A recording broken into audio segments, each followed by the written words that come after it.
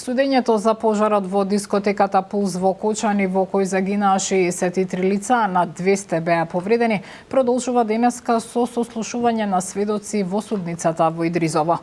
Претходно јавниот обвинител донесе наредба за запирање на истражната постапка против 7 полициски службеници.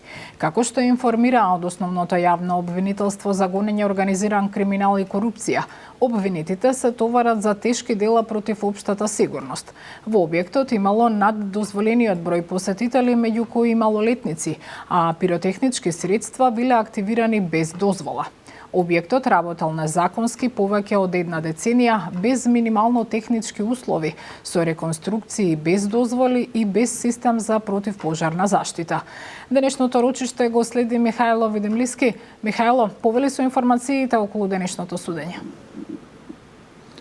Така е, Бубе, овде во судницата во Идризово продолжи судењето за трагедијата во Кочани. На самиот старт од денешното рочиште одбраната побара јавното обвинителство да ја преиспита својата позиција во однос на дел од обвинетите во овој предмет, повикувајќи се на претходно поднесените обвиненија, односно во петокот поднесените обвиненија од страна на обвинителството за гонење на организиран криминал и корупција за полициските службеници, поточно во делот каде што не е запрена постапката за 7 полициски службеници и одбраната смета дека со оглед на тоа што за евентуално гонење на тие полициски службеници за делото злоупотреба на службената положба и овластување настапила застареност, истите овие правни логики треба да бидат применети и во конкретниот предмети заради економичност на постапката. Одбраната, поточно адвокатот Петре Шилегов, побара да се тргнат обвиненијата за дел од обвинетите во овој предмет.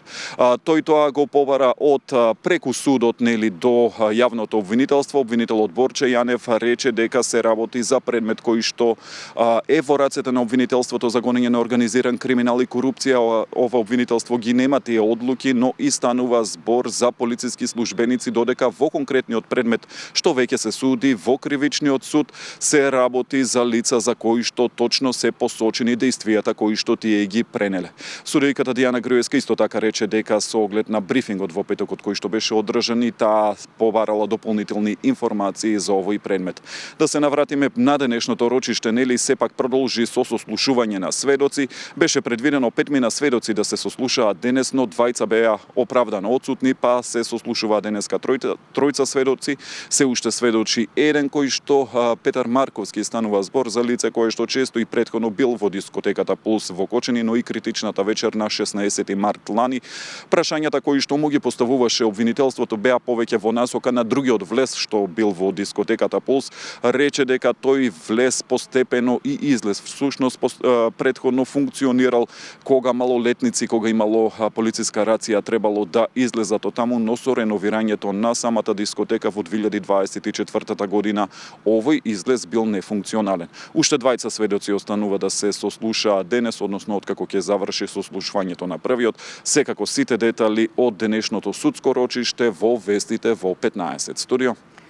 Те очекуваме, ти благодарам за ова вклучување во вестите во 11 часот.